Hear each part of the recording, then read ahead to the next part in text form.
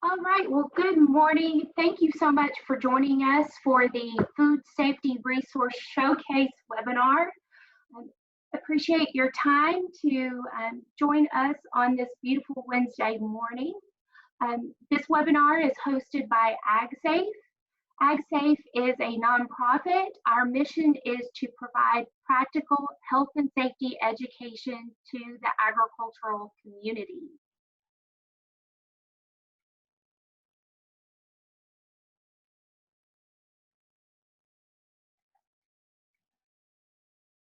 My name is Natalie Gupton. I am the Director of Business Services and Industry Relations. I'm located in Louisville, Kentucky. Our organization is actually based out of California and we work nationally.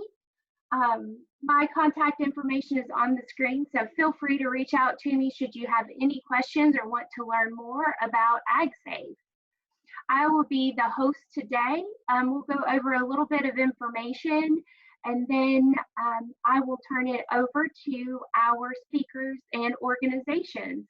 So I want to be sure to thank these individuals for joining us and preparing some information for you on food safety, and particularly we're going to be discussing the Food Safety Modernization Act and the Produce Safety Rule. So quickly, an introduction to food safety. The safety of produce affects all of our fruits and vegetables.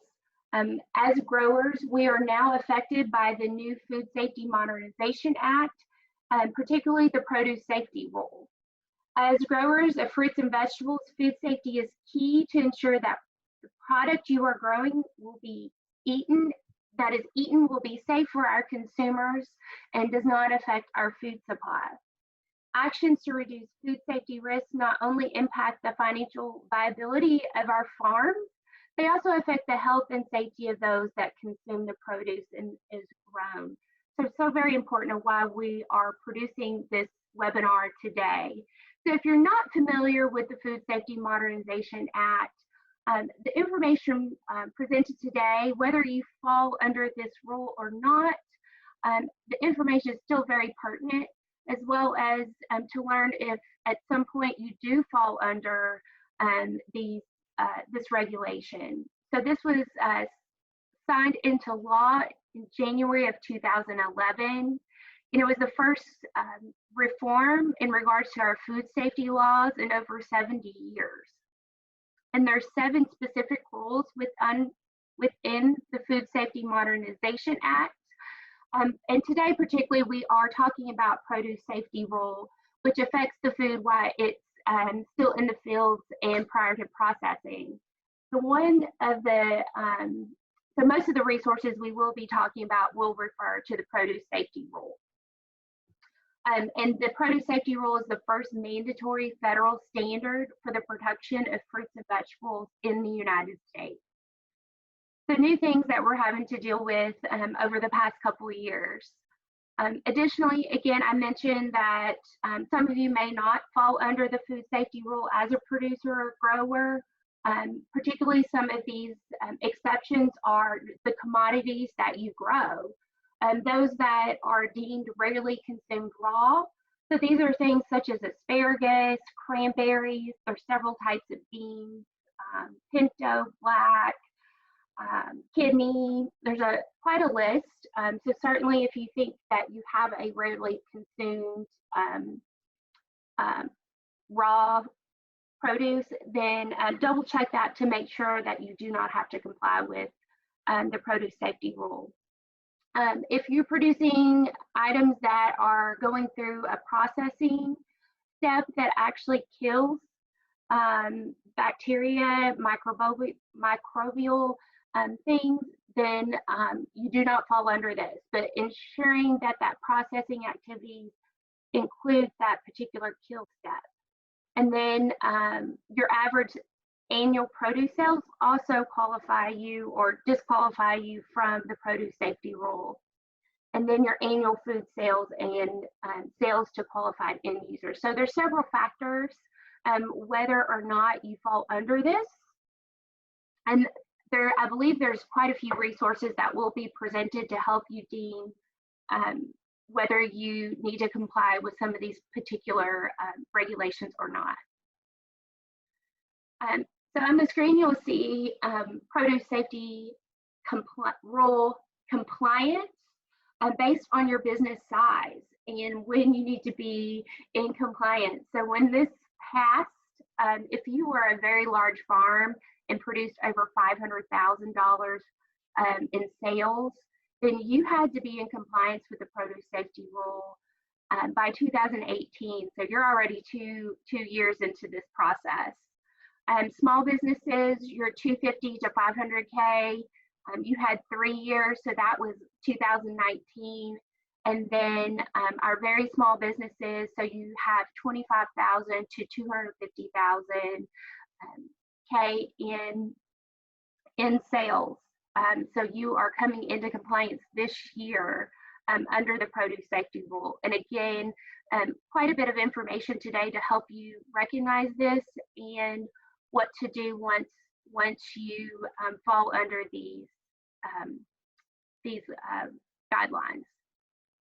So some of the things, the importance of why we're talking about this today, fresh produce is often consumed raw, which means it's not cooked and thus unable to kill pathogens and bacteria that can cause illnesses. Microbial contamination is very hard to remove once it's present on the produce, and it can be sporadic. So being very clear on all your policies within your farm to ensure that you do not have any contamination or spread of that contamination. Bacteria can multiply on produce surfaces such as fruit wounds if the conditions are right. What's the main sources of contamination spreading is through humans. So we are the biggest culprits of contamination of our produce. Employees can spread pathogens to the produce if they are directly handling it, and improper hygiene practices is one of the biggest culprits. And especially illness and injury, and we're talking especially now during this point in time, we want to make sure that employees are not coming to work, or your workers, your family members, any of the folks that are touching and handling your produce are not ill and are practicing proper health and hygiene. So the key thing that AgSafe wants you to walk away today from our portion of the presentation is training is extremely important and very much the first step that is in prevention of contamination of produce. Proper hand washing techniques are very important. Given the times that we are in right now, there is no better time for people to learn how to wash their hands properly. There's no shortage of information out there right now. Training education to workers in the importance of hand washing and coming to work healthy is key. And so today I just want to emphasize that as a part of today's webinar and participation, if you fill out a survey that we'll send via email to the registration email address, we will send a resource kit that AgSafe has compiled through some grant funding. We have copies of food safety training videos with 4 topics. They're in English and Spanish to help you train your workers. We have a flow germ hand washing demonstration kit. So this really will help drive home proper hand washing techniques. How to conduct an effective safety training tips booklet, and then 10 World Health Organization hand washing instructional cards. And again, these are in English and Spanish. So look for that survey link, please complete it, and I'll pop those babies in the mail for you. So next, this completes the AgSafe portion, and I'm going to turn the presentation over to Tommy Sodders with the Produce Safety Alliance. Thank you, Natalie. Like Natalie mentioned, my name is Tommy Saunders, and I'm the Southeast Regional Extension Associate for the Produce Safety Alliance.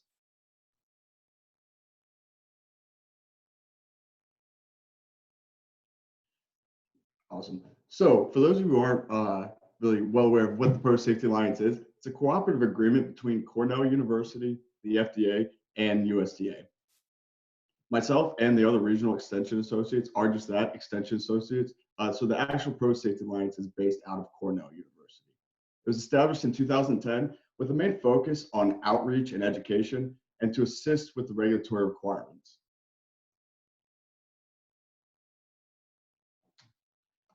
So what is Produce Safety Alliance's primary goal? The primary goal was to provide fundamental science-based on-farm food safety knowledge to fresh fruit and vegetable farmers, packers, workers, regular personnel, and then really anyone else that was interested in fresh produce. But what does that mean exactly? Well, we're here to teach participants about the requirements within the Food Safety Modernization Act's Produce Safety Rule, empower growers to understand and implement, or help empower growers to understand and implement risk reduction practices on their farms. And the big one down here, help growers maintain economic viability while growing safe food. We do realize that food safety is only one of the pressures on growers' plates. So we really strive to make that transition to a safer food practice as seamless as possible by really helping implement safe food practices that are going to be sustainable long term and really worth the growers' time. All right, but what does training look like? The PSA grower training curriculum is typically comprised of a 7-hour day of instruction, and that day is broken up into different modules. You can see here all the different topics that we've covered during those modules. We got introduction to produce safety, worker health, hygiene training, soil amendments, wildlife, domestic animals and land use, water. We have that's split up into 2 parts actually. So production water and post-harvest water, post-harvest handling and sanitation, and how to develop a farm food safety plan.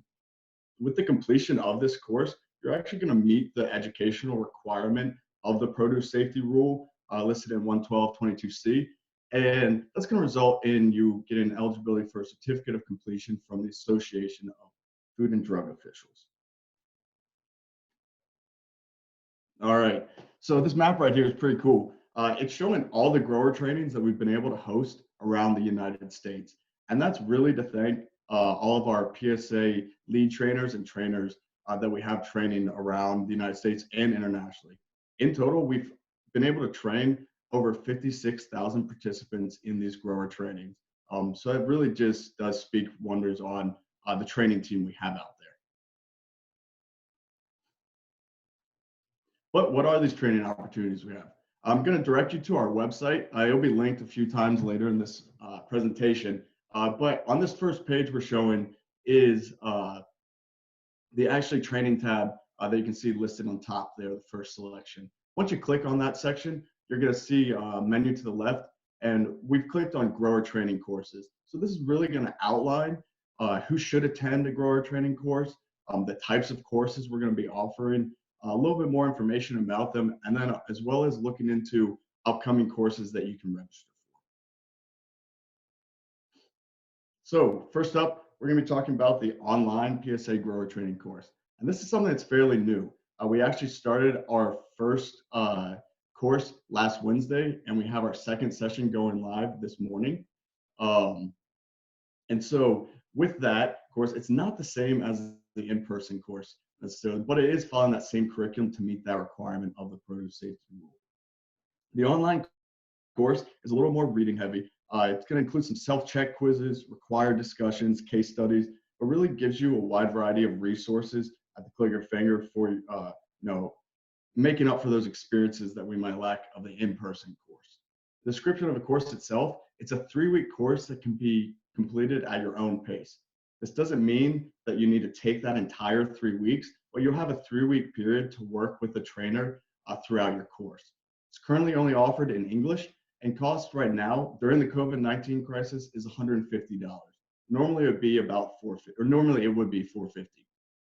Enrolling in this course, you can find the enrollment links under the page we were just on in our training opportunities. From there, you're going to search online courses, and it's going to lead you to a link that will link you to eCornell registration site where you can then enroll.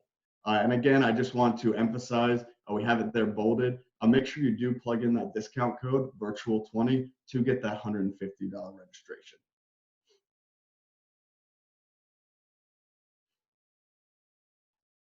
All right, our PSA grower training. Typically, this is where I talk about an in-person training, but we do know due to the COVID-19 outbreak and social distancing regulations, we're now able to, uh, you know, provide a temporary remote delivery training. This is really to allow our trainers and lead trainers to be able to fulfill the need of the growers around the United States while having to social distance. This is a remote course, so it is done completely virtually. So there are some requirements that entail still. Participants must have full video function available to take this course. And this is really so the trainers, lead trainers, and the participants can interact as much as possible to make up for that lack of being in person, to make sure that questions are being answered throughout the modules and that everybody is receiving all the information throughout the day. You do receive a manual, a physical manual still for this course, and you need to actually have that manual before you can start this course. And I should mention the online course as well, you do receive a physical manual, so you'll have it beside you during that course if you want to take any notes and that kind of thing. This course, you can find you can see, I guess, on this page that you could be linked to the upcoming grower trainings. You'd go in there, you'd search remote, and that's where you can see the sections that are available. You could sign up for the courses, but I do want to make you aware, while it does follow the same curriculum, it can be done in one day or it could be done over multiple days as well. So really just pay attention to which course you are signing up for and make sure it meets your needs. And last course I'm going to talk to you about today is our PSA Train-the-Trainer course.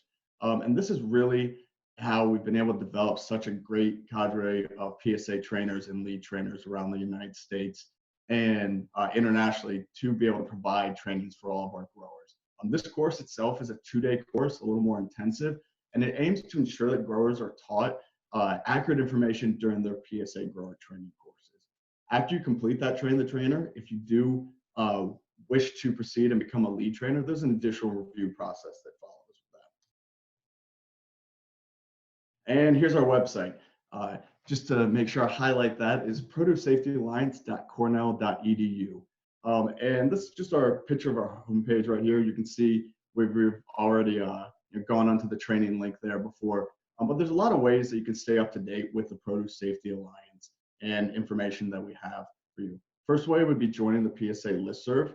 We do promise not to spam your inbox, but it's a great way to keep up to date with educational materials or anything new going on in the produce safety world.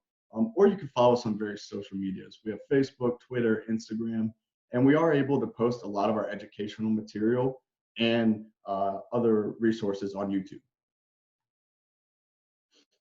And just getting back to some grower resources, I wanted to click on the resource tab here for everybody and show you what this page looks like. So you can see that it's only 2 over from the training up top.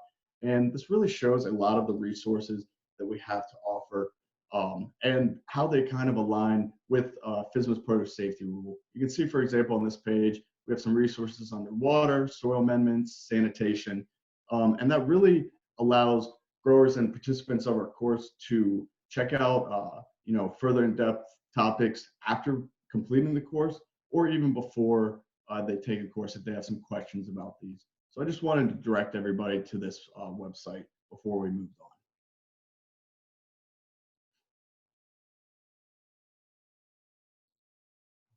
And really the last page I'm going to be presenting to you about for resources. Obviously, it's on the forefront of all of our minds, so I did want to make sure that everybody was aware of a few more COVID-19 resources out there. A lot of our states and our educators have put out some awesome resources, and I just wanted to make you aware of one more that Cornell had. And it's based out of the Institute for Food Safety at Cornell University. I really want to direct everybody to that first red selection on the page where it says visit our food industry FAQs page. This is an FAQ that has been developed by IFS at Cornell and really has taken a lot of questions that growers have been able to, well, not just growers, folks in the food industry have been able to ask during those food industry virtual office hours to answer COVID-19 questions. They've been hosting these about twice a week for a couple of weeks now, and they've really collected a lot of good information to post on that FAQ. That FAQ itself also has a produce-specific tab where we have a lot of good information. So maybe you have some questions out there that haven't been answered or you haven't been able to find. This is a good place to check. Or you could always join their office hours. And one last part of that, I wanted to let everybody know that the PSA is actually going to offer, a office hours on COVID-19 questions directed towards produce safety. And that's going to be April 29th at 12:30 p.m. Eastern. So if you have any questions about that, or if you'd like the Zoom link to that, please feel free to reach out to me.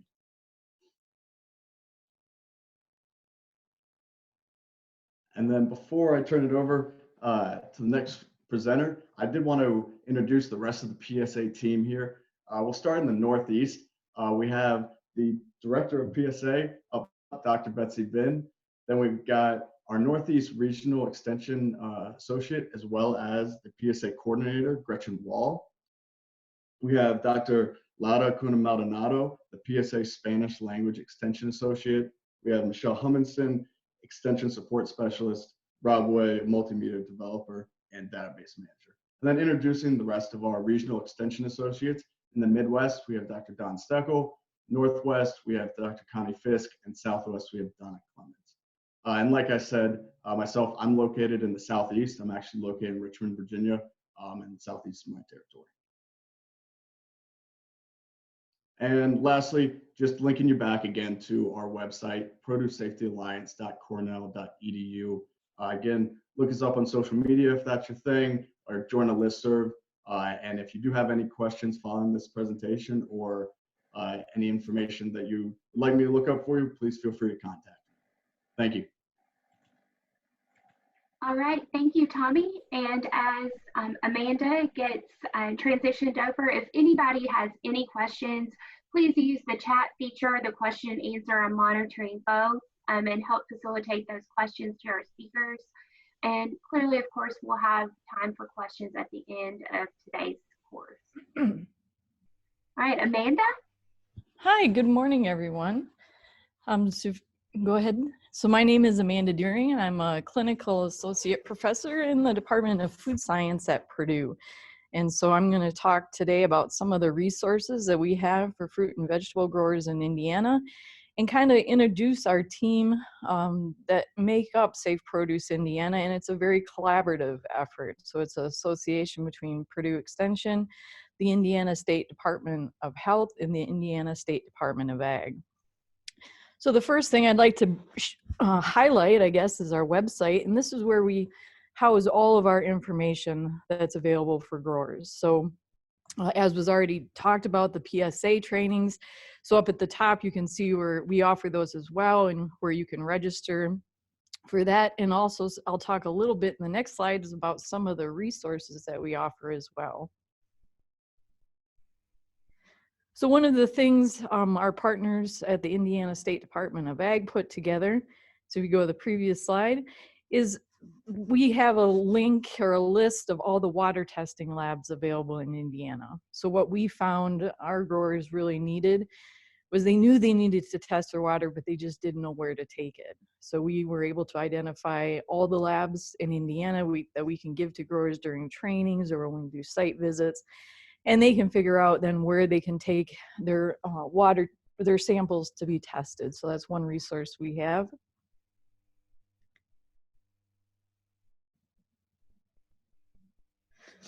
And again, also we offer the Produce Safety Alliance Grower Training Course. So we offer these throughout the state of Indiana. We also, so we do these as public. And so that little map of Indiana just shows where we did some this previous year.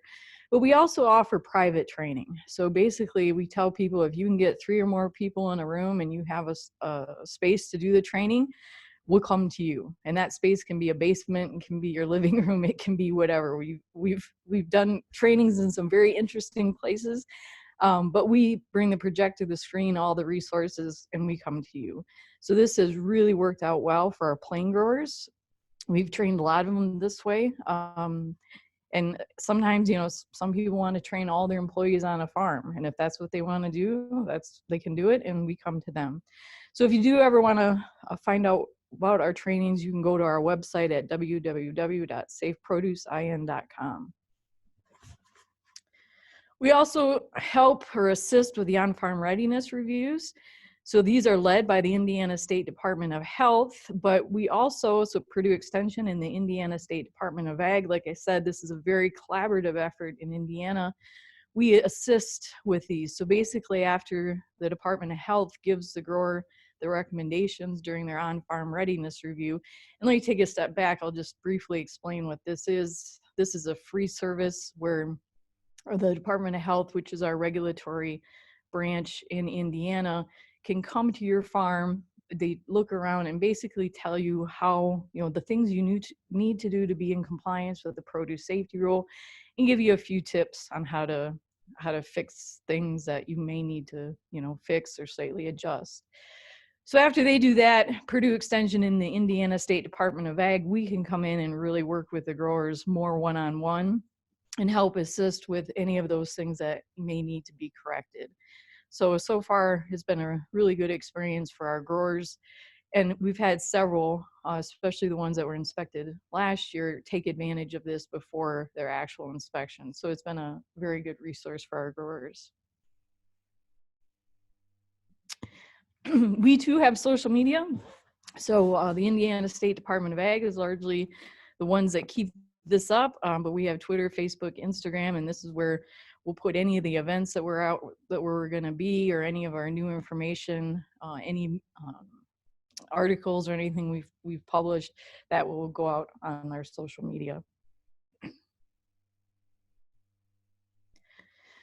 And so we also have a booth, and so we're out and about in the state almost the whole year.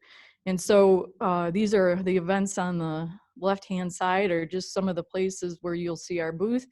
And when we come out to an event, we just bring a lot of resources. So a lot of materials. We talk with growers. This is a chance for them to come and talk to us and ask questions. And in doing this format like this, we've talked to approximately 12,000 growers over the last couple of years. So we're out and about, and we try to come to them and be available for them to ask questions if they need so, and a good way to distribute some of the literature and other resources that we have.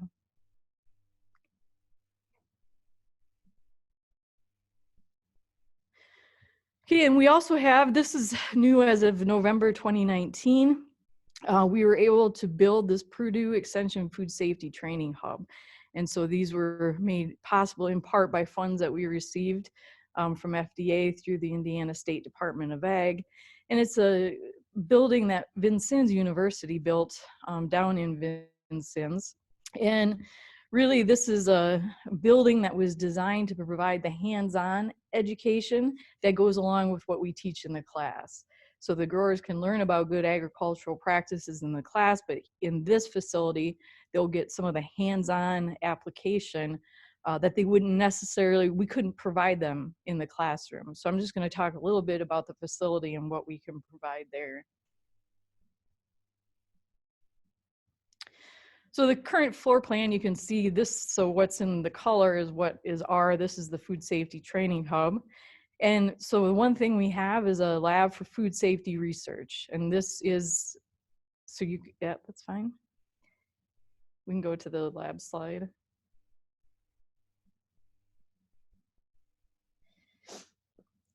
So this isn't necessarily for growers, but this is more for us. So we have a lab.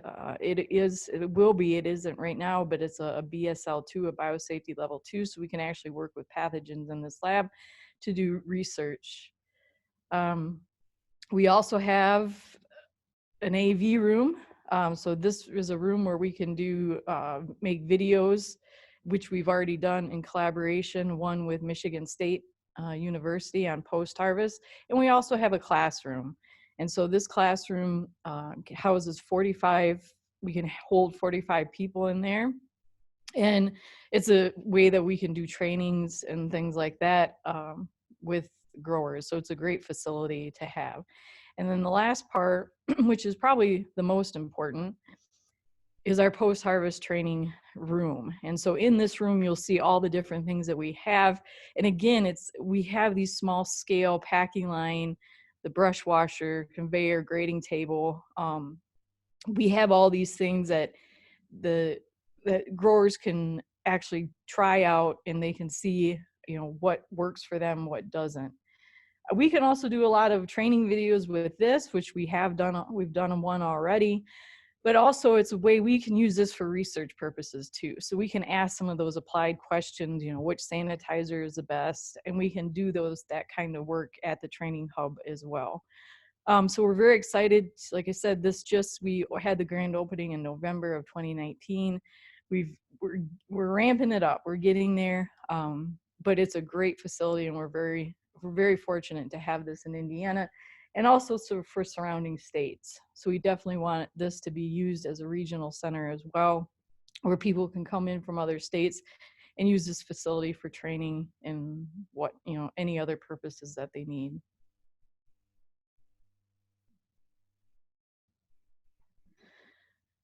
So some of the workshops, I just wanted to briefly touch on some of the things that we've done. We have delivered a training, again, in collaboration with the Department of Health and the Department of Ag. It was about growing your confidence about what these produce inspections would look like. And so really it was laid out for our growers. They could ask the inspectors directly, what to expect, what are the things they're looking for. We didn't want to make it a secret, everything was laid out.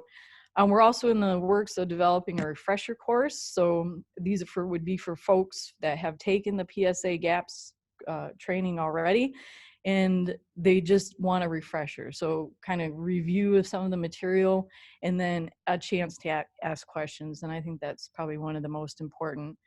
And then again, we're looking at developing a post-harvest sanitation course that will be offered at the hub. And we also offer as a service, this is free through Purdue Extension, is mock third-party audit. So if you need to go get a third-party audit, what we'll do is come out, visit, we'll help you write your food safety plan. We'll come out for another site visit, we'll talk about things you might fix, and then we do the mock audit. And so we've done many of these so far, and everyone has passed on the first try, knock on wood, right? But again, we've had folks from the Department of Ag assist with this. We have our farm food safety consultants with the Indiana State Department of Health who are happy to answer questions.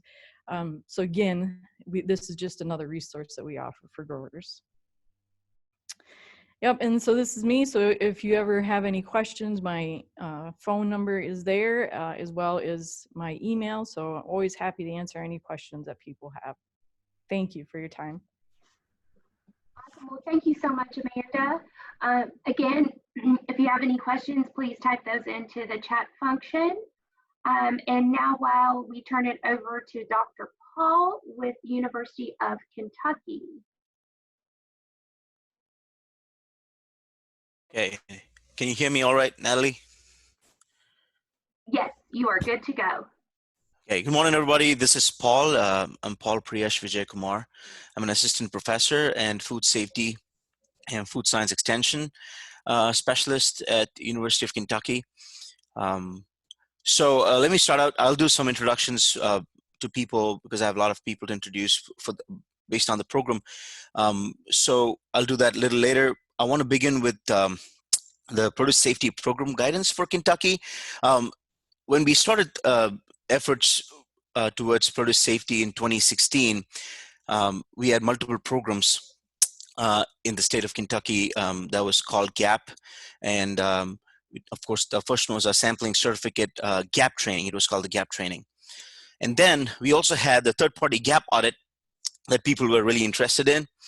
And so we had to update the training to reflect our local training, the first one, to change the name because people were confused about the term GAP. So we called our local training Produce Best Practices Training.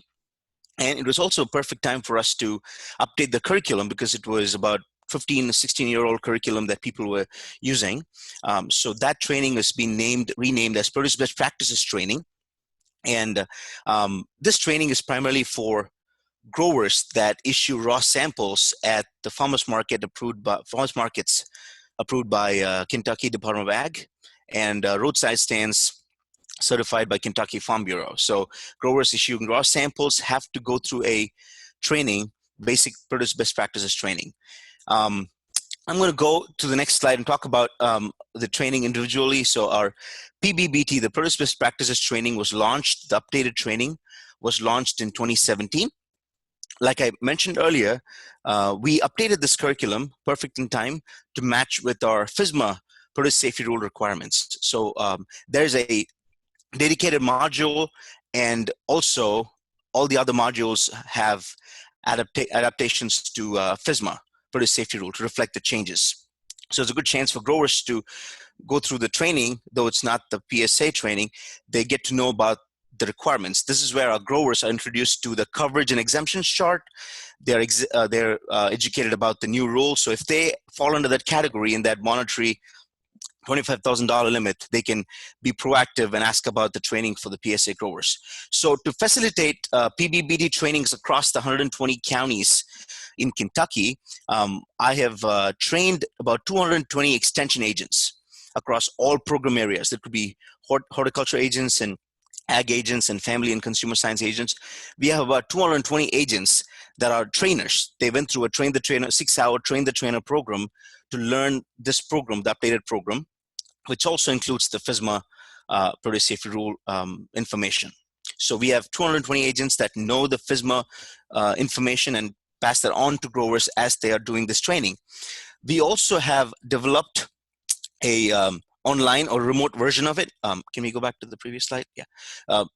We've developed an online option. There's also an in-class option, but because of the COVID situation, we recently created an online version that's available for growers. And there's also a plain community trainer version for plain community growers. So moving on to our PSA grower training, that's our next, the previous slide, Natalie. Sorry. PSA grower training, again, we started offering PSA grower training to meet the Produce Safety Rule requirement in 2017. We have 2 lead trainers in the state as of now. Lloyd Shock. Lloyd and I attended one of the first PSA Train-the-Trainer courses. And Lloyd works, if there's predominantly Amish or Mennonite growers in a training program, Lloyd will become the lead trainer. And if there are regular growers, then I'll take up the lead trainership, the lead trainer position. So far we've conducted about 17 grower trainings and trained about 367 growers. Some of them are Amish and Mennonites. What we've done also is to partner with the Southern Center in University of Florida and our team here in Kentucky with the Kentucky Department of Ag and the Kentucky Hort Council and Kentucky State University. We have about 34 trainers. We have had 2 Train the Trainers so far in Kentucky to create more PSA trainers. So we have 34 trainers right now across the state. Depending on which county we offer the training, we recruit trainers to help us in that county. So we have this cooperative agreement grant with Kentucky Department of Ag, which is Kentucky Department of Ag is currently our regulatory agency. And I will introduce the people that you can contact in the next few slides. And the cooperative agreement grant with Kentucky Department of Ag helps us offset the grower training costs for Kentucky growers. And we also have an upcoming course that's going to be remotely delivered on May 14th. This is our first pilot. So if you need to register, if anybody wants to register for the grower training, remote delivery, you can click on this link, and then that'll take you to a, you don't have to click on that, Natalie. So that'll take you to the registration page, and we will get in touch with you once you register for the course. Before going to the next slide, before I go to the network and the web resources, I would also like to introduce our Cultivate Kentucky Extension Associate, Brian Brady. He's our third-party GAP specialist who has visited almost hundreds of farms in Kentucky, and he is out there to help growers train in USDA GAP audits and harmonized GAPs. And the partnership with the Cultivate Kentucky also provides growers access to wholesale buyers at fair prices. And we have a 2-part approach to this third-party program. We have an in-class training that Brian and I host It's a 3-hour training where we help you write your food safety plan. Following that, Brian will personally visit you on farm to help you complete the food safety plan and help you write the food safety plan for your farm, and also help you prepare the farm for a third-party audit. And I believe Brian also does the mock audit. And KDA also has a personnel that comes in to do a mock audit before you go through the actual audit. So far in the last 2 years, I believe we have close to 40 people that have passed the audit, third-party GAP audit. So if you have any questions on third-party GAP audits, please contact Brian Brady, and his contact information is listed here.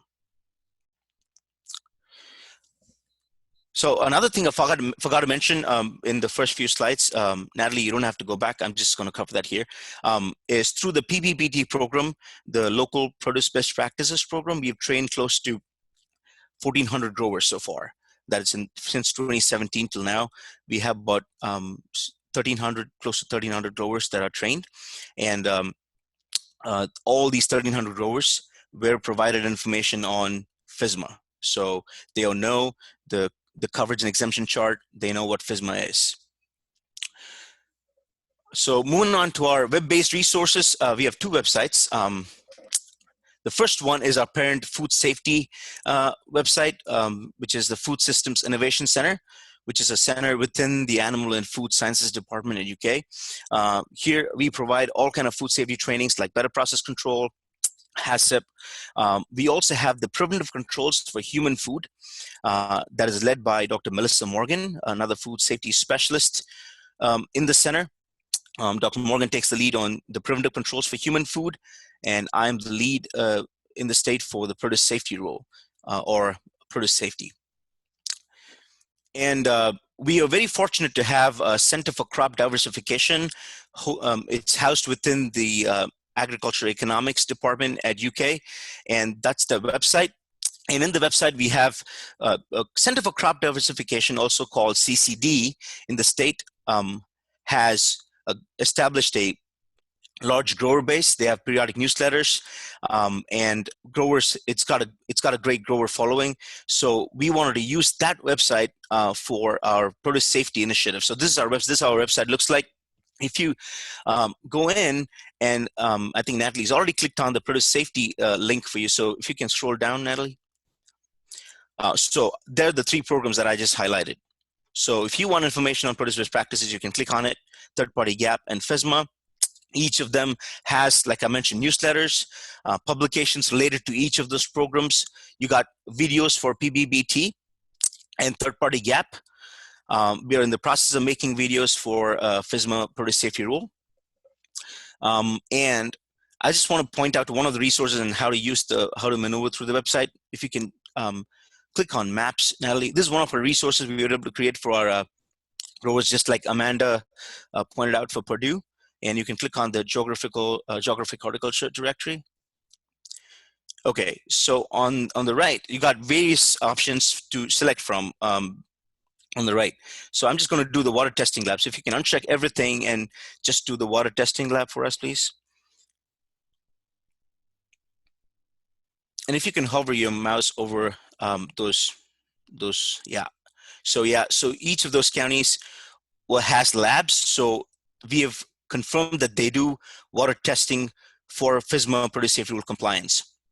And you can go and click on them, and you will get information for the lab.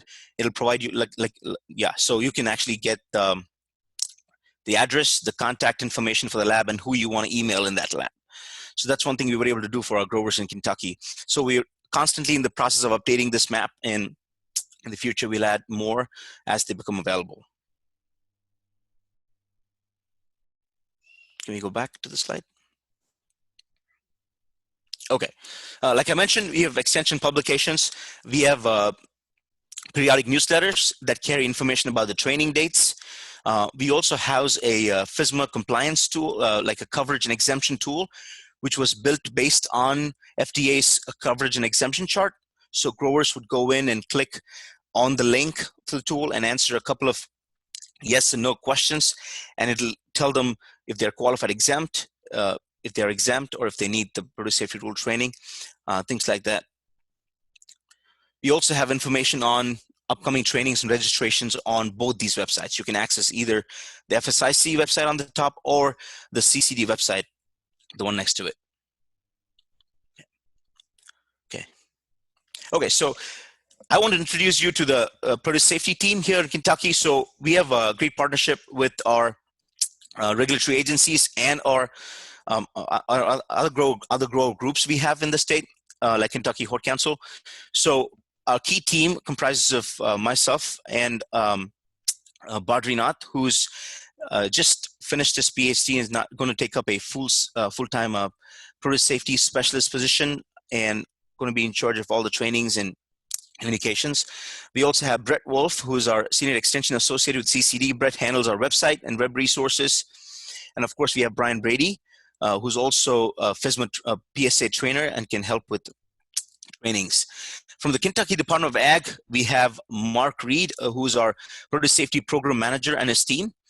Dane, who's an Assistant Manager. And we also have field representatives, Tyler for Eastern region and Ryan for Western region. So if you have any questions on FSMA, you can contact any of us. Of course, we have Cindy Finisset, who's also a trainer, a PSA trainer, and all of us can answer questions on the program anytime for you all.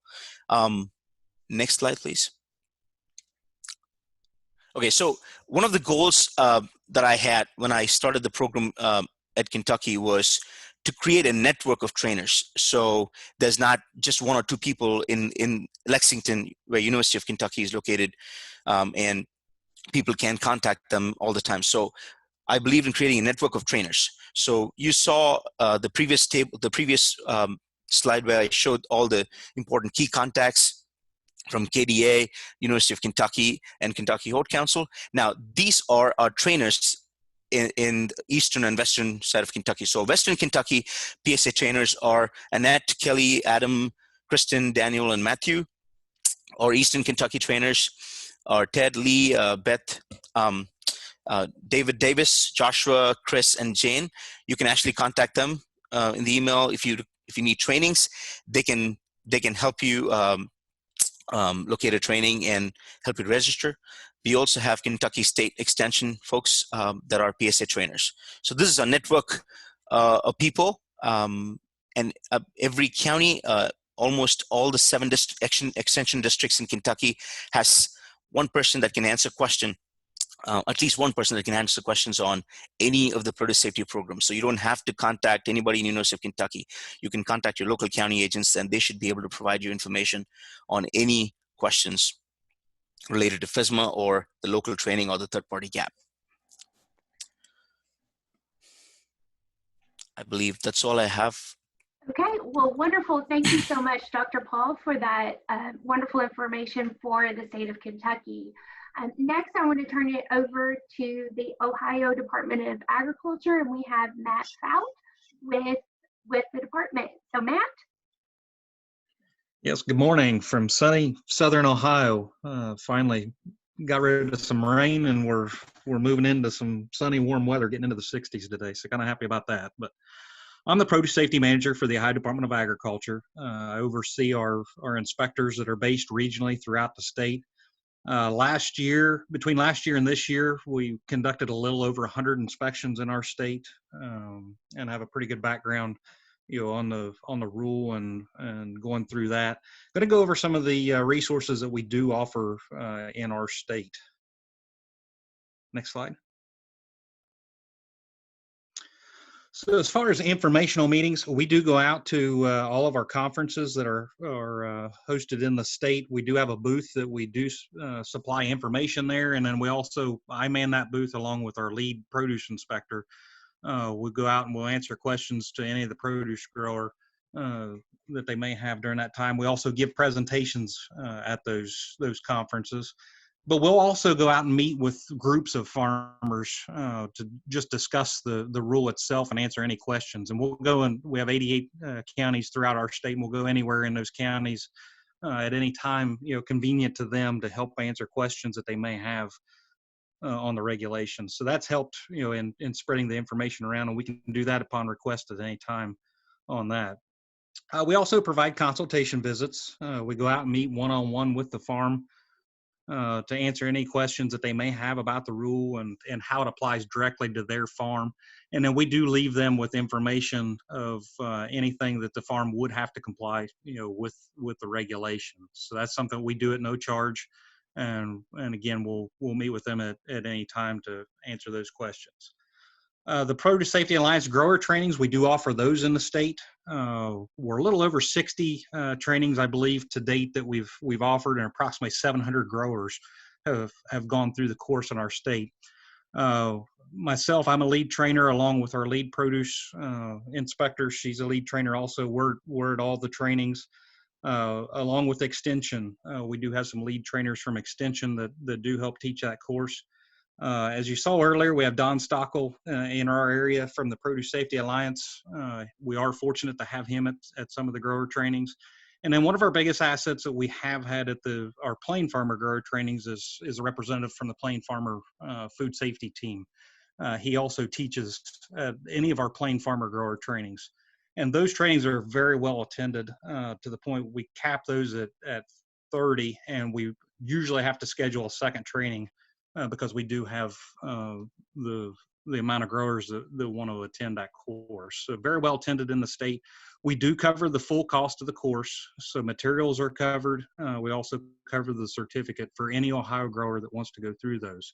And like Indiana had mentioned earlier, we will also go out to anywhere and give this course. So we have had some interesting places we've given the training also, and for any number of growers, we would go out and give that training to upon request.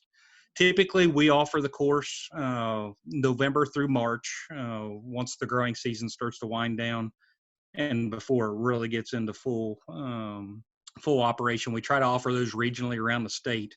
And depending on the year, we go from anywhere from 15 to 25 trainings that we do offer regionally. So again, we'll go anywhere in the state to offer those courses.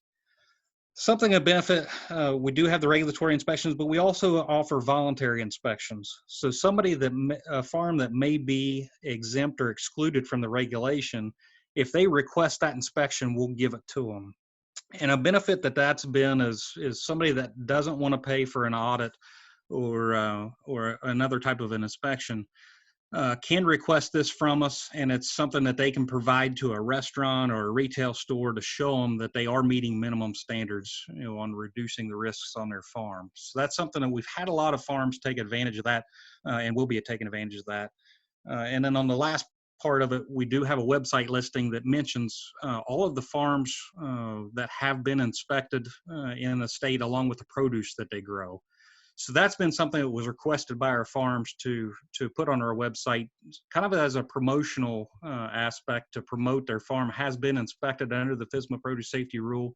Along with the produce, it's provided a marketing opportunity for them to take advantage of. So that's something that's gone over very well in our state from that aspect. Next slide. So our website, we do offer all of our information as far as our grower trainings to services. Everything's listed on our website, from the Produce Safety Alliance to guidance from FDA to extension information is on our website through there, along with that list of farms that are inspected within the state with the produce that they grow. That information's all on that page. Probably the easiest way to get a hold of me is going to be by email. With the inspections that we conduct in the state, I try to be out with our inspectors as much as possible. So we are maintaining consistency throughout the state. So that's been something important from that aspect. But I welcome questions. My cell phone's on there and emails on there. We also have our division website. With the FSMA produce safety rule is just one part of food safety that we do in our state. We also regulate our manufacturers in the state. So working with the farms, we're not just knowledgeable in the produce safety rule, but we're also knowledgeable in other manufacturing operations and regulations within the state. And that's something that we can help, especially with a farm that is a mixed type farm.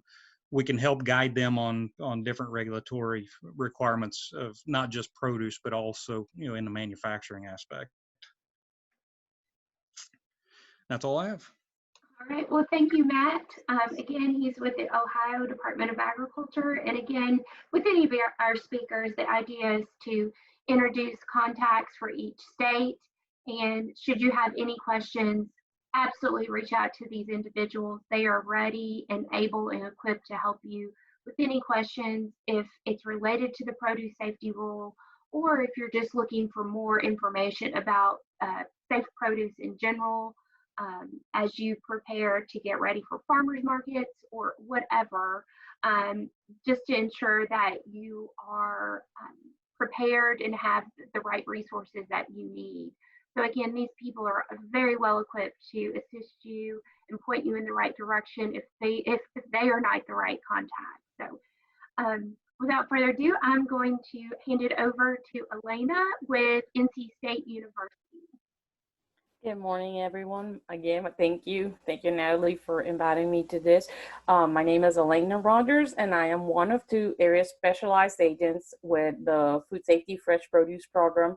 We're under the Department of Hort Science and work with NC Cooperative Extension through NC State University. So what I'm going to do today is basically give you a little bit of an overview of what are some of the programs we cover on our, or some of the activities we cover in our program, and then highlight some resources from our website.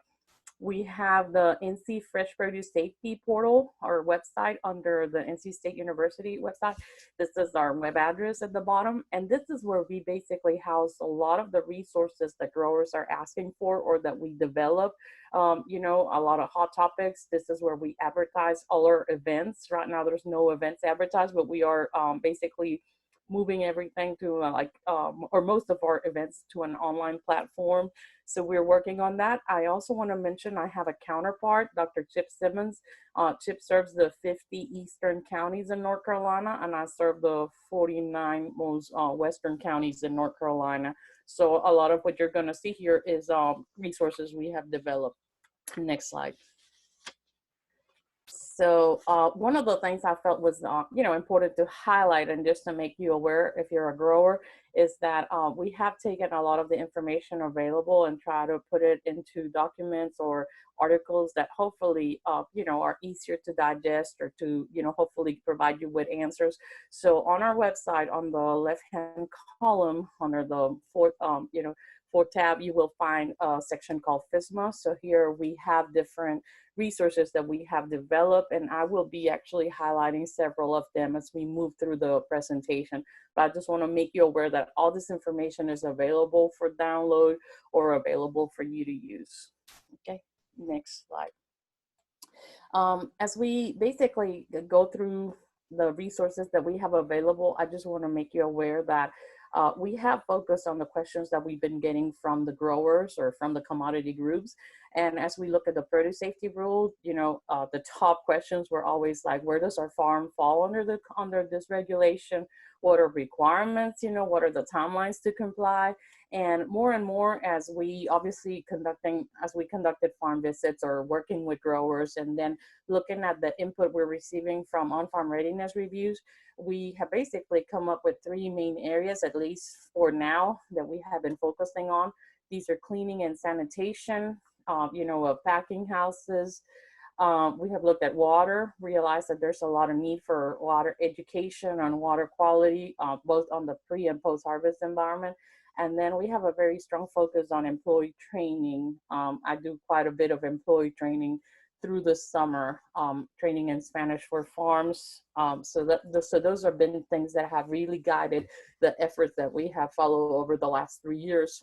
And then as we look at industry and we really try to build strong links with industry because we realize that's relevant to our growers, we provide a number of workshops through especially the springtime on audit requirements. We provide food safety updates to the growers, and usually we'll have the auditors on board with us.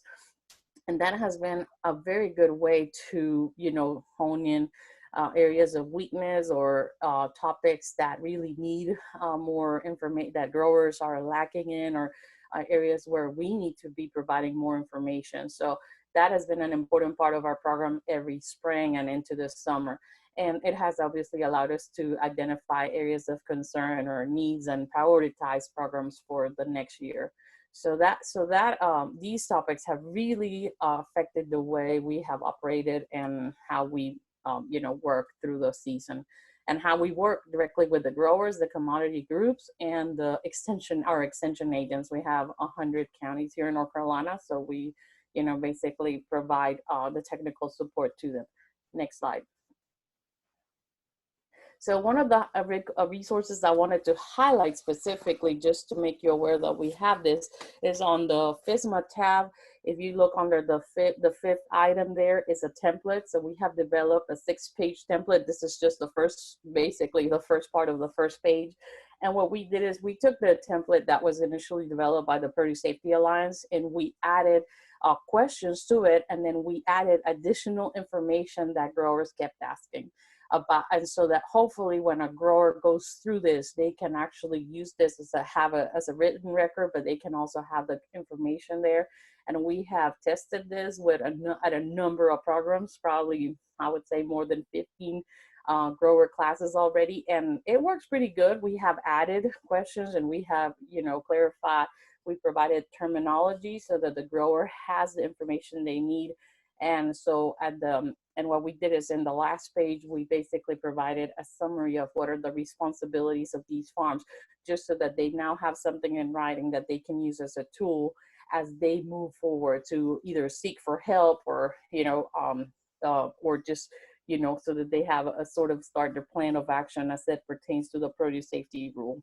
And as a grower basically completes this template, they would be able to figure out if they are not covered, if they are qualified exempt, or if they are a covered farm. So again, and we do, if you go on our website, as you start reading it, you will find a link to a PDF document. We recommend that growers download that PDF document so they can actually fill out the PDF document version of that. Next slide. Okay, one of the other other resources that we developed in regards to the produce safety rule has to do with a summary of what are the requirements for small and medium scale farms. And obviously this is not the same terminology that, not the same terminology of like a not covered farm or a qualified exempt farm. But what we found was that growers were really confused. They didn't understand what those terms mean. So by approaching it this way, we were able to summarize everything that's in the rule that would kind of fit into these two categories. And it, so it's been the type of resource we have developed specifically based on grower input. Next slide. The next thing is under the, I think it's the bullet number 8 under that FSMA tab, we also have posters. So these are just examples. We have like 4 different posters in English and Spanish. This basically we use the content in the produce safety rule. Again, thinking of minimal guidelines, right? Minimal standards, so that, and we translated them into Spanish. And so they are available for growers to download from our website. We actually have a pre-COVID set, and then we have a post-COVID set of these posters where we are adding some additional information. But this has been important. We had a grant through the Golden Leaf Foundation, so we were able to print and laminate this and provide them to our growers in sets of 8 posters. But you can, feel free to download them if this is something that you find helpful. Again, it has the minimal standards based on what's written on the rule. Next slide. And as we, kind of wrap up this section, I felt like I needed to share some resources. You have probably seen a lot of resources coming out from NC State University related to COVID. So I wanted to highlight 2 resources that have been, very important. One is we offered a webinar about 2 weeks ago. We call it Always Be Cleaning and Sanitizing and Understanding Disinfection. But what it is basically a webinar for any kind of farm. It can be very small farm, and we focus on guiding principles to consider, especially in this time of COVID. So what are some basic practices that especially small farmers or any farmer should be following, should not be ignoring, based on what we know? And we realize that cleaning, sanitizing, and disinfection are such a big part of that, and realize that there's a lot of sometimes confusion as to how these processes, procedures are done, that we offer, like it's a 1-hour webinar. It also has a notes page, so you can download the notes before you watch the webinar, so that you can follow through and make your own notes. But it would provide you with all the information that is covered in that webinar. And then out of Dr. Ben Chapman's program, who works with us, he focuses mostly on the retail side and consumer side of food safety, but he has produced a couple worksheets on it's a 2-page handout on produce farms and packing houses and some of the issues with handling COVID. At the moment, we are working on the development and production of videos in English and Spanish that focus on employee training, and that address the content of these fact sheets that are out available from Ben's program. So with that is just basically, again, more of a highlight of some of the things, some of the resources we have. I work with Chip Simmons, my counterpart, and Dr. Chris Gunner, and Lynette Johnston in our program too. She's another area specialized agent. So please, if you have questions or if you're a grower and you need help, your county agent knows how to get a hold of us, and we'll be glad to work with you. So thank you, Natalie, for inviting me, and you can please let us know if there's anything we can do to help you. Excellent. Well, thank you so much, Elena. And again, looking at the resources that's currently on the screen now, sounds like the information presented in the webinar and on that handout is certainly pertinent to no matter where you are in the country, that it's important information for our produce farms and our packing houses. So take advantage of that. Don't let the NC State logo deter you, because the information is clearly very, very relevant to you no matter where you are in the country. And so next we have the University of Tennessee. And so I'm going to turn it over to Annette. Wonderful. Thank you, Natalie. My name is Annette Wozlacki. I am a professor in the Department of Plant Sciences at the University of Tennessee, and also the commercial vegetable specialist. And I also wear the food safety hat for Tennessee for produce safety. So everyone that's already spoken today has told you about a lot of great resources in our surrounding states. And I'm going to hit those high points as well, but also share some things that we have in Tennessee that might be useful for folks in other states as well. So in Tennessee, our produce safety program is in partnership with the Tennessee Department of Agriculture and UT Extension. And we cover a variety of programs like the other states. We do good agricultural practices training. We also do the Produce Safety Alliance Grower and Train-the-Trainer trainings. We also help with developing farm food safety plans, and we help the Department of Agriculture with the on-farm readiness reviews, and we have a lot of online resources. So I'm going to talk about all those programs in a little more detail.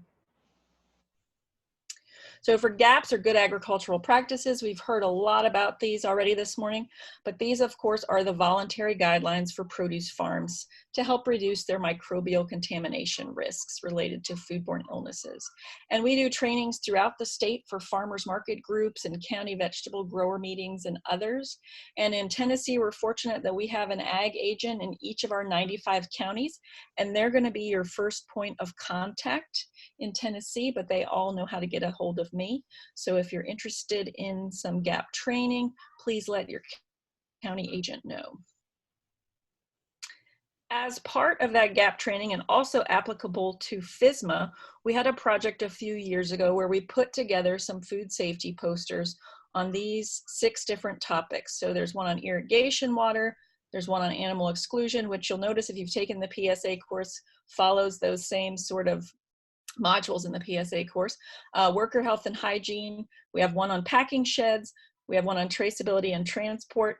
And Elena Rogers, who you just heard from NC State, graciously translated these into Spanish for us last year. And so we have these available both in English and Spanish.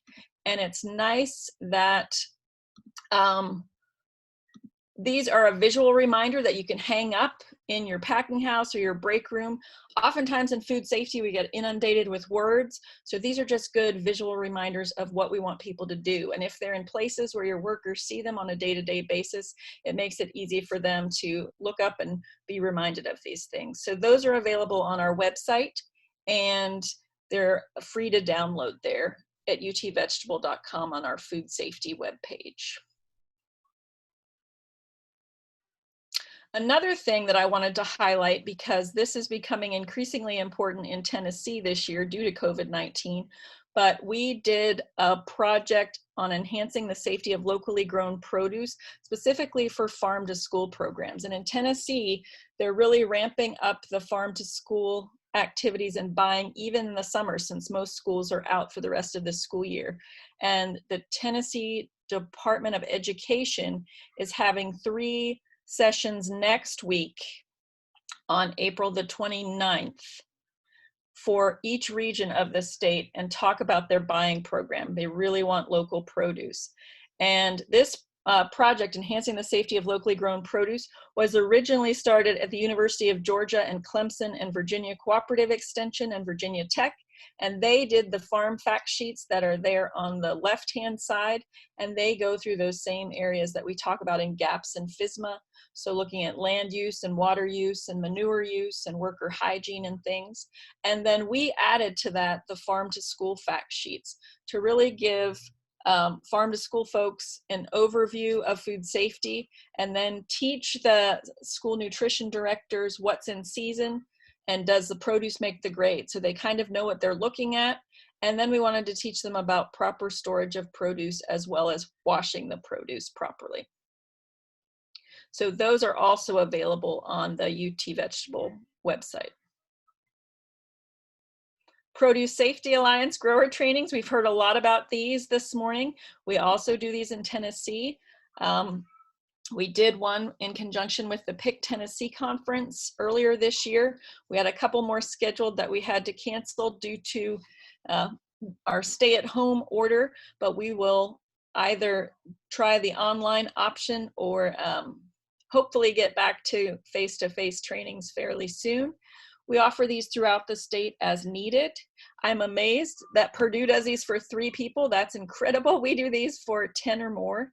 If we can get a group of 10 together, we're happy to do one of these. And we try to do them around in each region of the state each year so people don't have to travel too far. Developing a farm food safety plan. We do trainings on how to put together a plan and help folks write their standard operating procedures, and then tailoring logs and records to their farm. You might be familiar with the food safety decision trees that are on the Cornell website, and the web link is there. This was a project between Cornell, the University of Minnesota, and the University of Tennessee several years ago now, but these are still really great resources to get folks started if you haven't written a food safety plan yet. I think the hardest thing for folks is just getting started, and the food safety decision tree pages have samples of food safety plan language for you, as well as example standard operating procedures and the logs and records that are all in downloadable Word documents, so you can take them and really tailor them to your operation. And that's really important because no 2 farms are alike. So those are excellent resources as well. On-farm readiness reviews, we've also heard a lot about these this morning, and these are voluntary.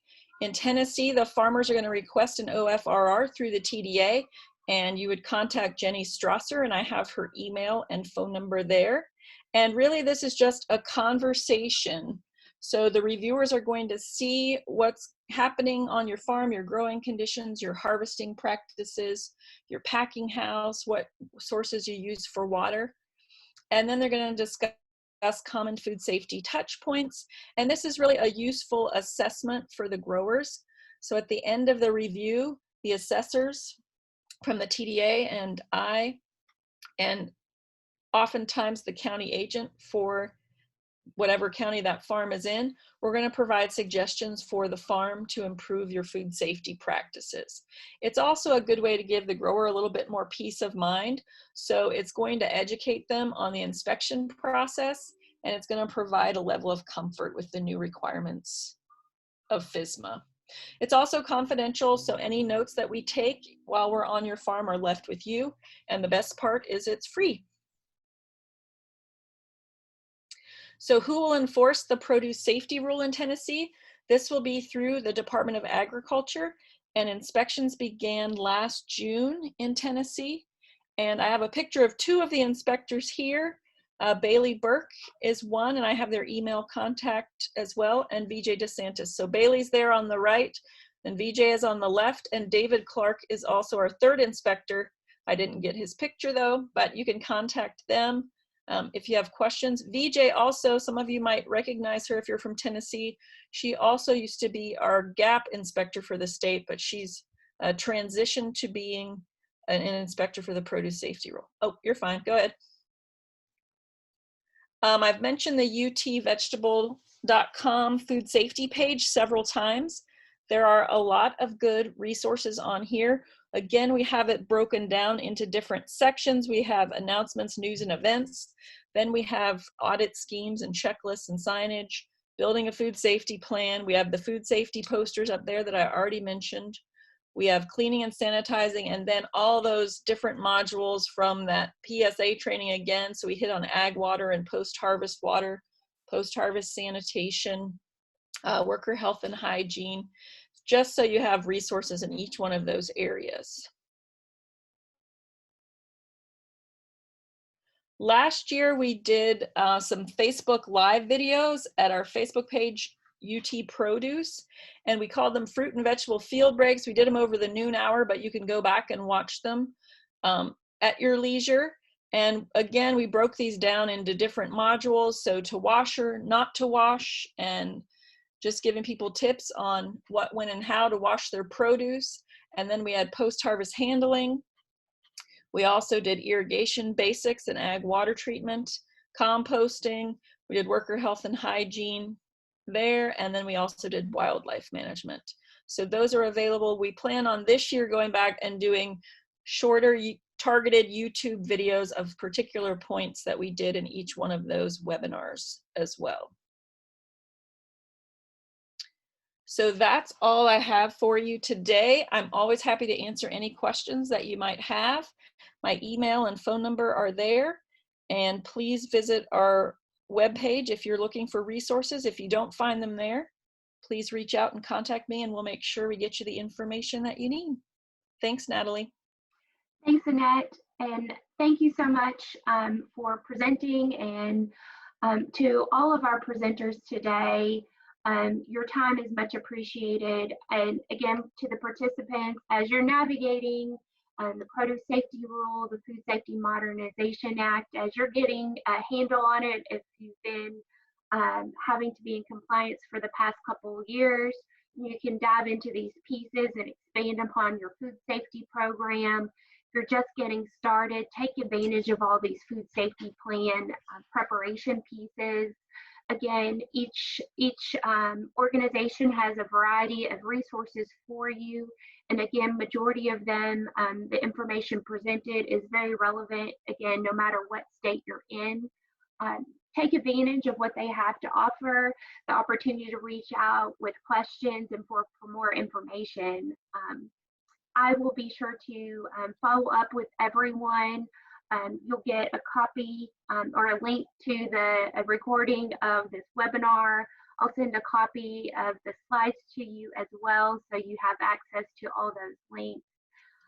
Again, I want to remind you that AgSafe received funding through the USDA Risk Management Agency that helped provide funding for time for this webinar, as well as the resources that I will provide to you if you fill out that survey. It will be via SurveyMonkey, so keep your eyes peeled for that. It may be a day to get it out to you, but we'll get that to you as soon as we can. Again, we appreciate all of our presenters and the time and resources that they have provided to you. Again, I'll get their contact information to you so you can easily access their emails and their phone numbers. So again, I appreciate your time and energy. My contact information is on the screen. It's very simple, Natalie@agsafe.org. That is my office/cell phone number. And then our headquarters at AgSafe, safeinfo@agsafe.org. Please follow us on social media as well. You can find us at AgSafe Online. We provide things that are state specific as well as federal standards with new updates and any regulatory changes from food safety to labor issues. So stay up to date on that. We really utilize our social media platform to get that information disseminated. So without further, if there's not any questions, we'll hang out for a moment. I think we tried to address all the questions we had as they popped up. I know some were looking for information about food serving. There's a link there that you can access for more information as related to food safety and food prep for those in the kitchen. But again, we talked about what to do dealing with raw commodities in the field. Everyone have a wonderful and safe Wednesday. And again, I will hang out a few moments to see if we have any questions, anything specific for our panelists.